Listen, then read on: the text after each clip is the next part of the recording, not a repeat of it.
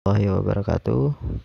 Selamat pagi, siang, sore. Perkenalkan, nama saya Hafiz Izamufid Asidiki dengan NIM 1303183044 dari kelas IT 4203 dengan dosen Pak Gede Agung Ari Wisudiawan untuk mata kuliah basis data lanjut dari Fakultas Informatika Universitas Telkom. Kali ini saya ingin membahas tentang beberapa materi yang ada di basis data lanjut.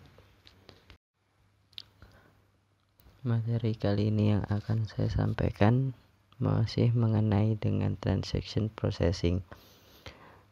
Namun untuk kali ini yang saya bahas adalah permasalahan yang seringkali terdapat pada transaction processing, yaitu ada dirty read, loss update, dan phantom read. Yang pertama adalah dirty read. Sebuah dirty read adalah situasi ketika transaksi membaca data yang belum dilakukan. Sebagai contoh, katakanlah transaksi 1 update berturut-turut dan membiarkannya itu tidak berkomitmen. Sementara itu, transaksi 2 membaca baris yang diperbaharui. Jika transaksi 1 di rollback update-nya, maka transaksi 2 akan memiliki data yang membaca lalu dianggap tidak ada atau belum pernah ada. Nah, dirty read itu berarti sebuah proses lain itu membaca nilai yang memungkinkan akan menjadi kesalahan dan kemudian akan dibatalkan oleh sistem rollback. Nah, dirty read ini terjadi ketika transaksi kedua memiliki baris yang diperbaharui oleh transaksi lain. Transaksi kedua adalah yang membaca data yang belum terkomitmen tadi dan dapat diubah oleh transaksi untuk memperbaharui baris. Di sini ada beberapa body sengaja dimasukkan angka 300.000 suara. Galat ini akan dibatalkan oleh rollback tetapi tidak sebelum B membaca nilai dan menggunakannya di masa mendatang dalam pemrosesan. Nah, contohnya ini seperti itu. Select country di proses A, lalu pada proses B itu kemudian melakukan select country dan rollback kembali pada proses A, lalu di proses B terjadi commit. Nah, ada yang namanya non-repeatable read. Non-repeatable read ini terjadi ketika transaksi membaca baris yang sama sebanyak 2 kali dan mendapatkan nilai yang berbeda setiap kali ia membaca.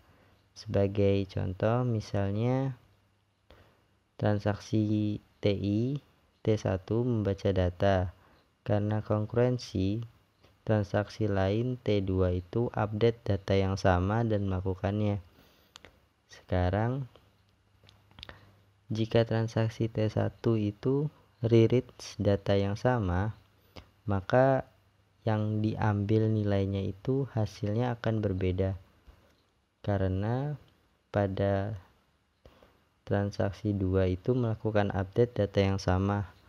Lalu T1 itu kemudian membaca ulang data yang sama pula, maka keluarannya akan memiliki nilai yang berbeda. Lalu yang kedua itu mengenai tentang loss update. Nah, Loss update ini sering terjadi ketika dua transaksi berbeda mencoba untuk memperbaharui kolom yang sama pada baris yang sama dalam database pada saat yang bersamaan pula. Nah, biasanya satu transaksi memperbaharui kolom tertentu di baris tertentu, sementara yang lain dimulai tidak lama setelahnya. Jadi tidak melihat pembaharuan sebelum memperbaharui nilai yang sama.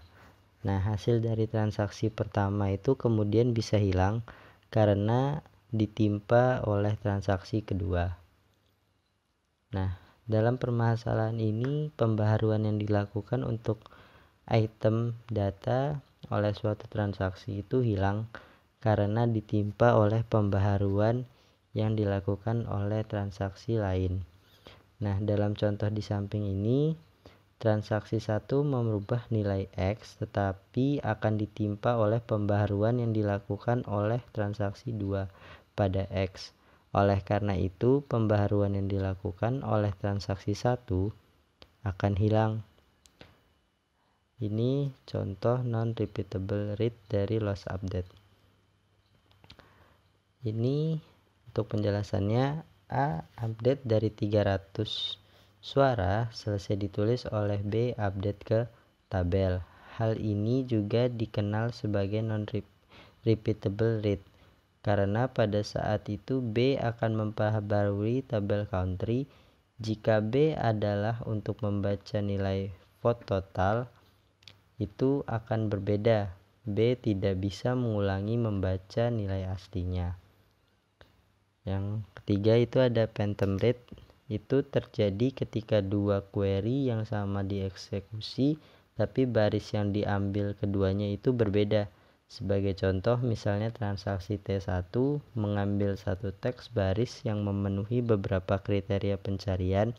Sekarang transaksi T2 itu menghasilkan beberapa baris baru yang sesuai dengan kriteria pencarian untuk transaksi T1. Jika transaksi T1 kembali mengeksekusi pernyataan yang membaca baris, itu mendapatkan set baris yang berbeda kali ini. Nah, ini contoh dari phantom read tersebut.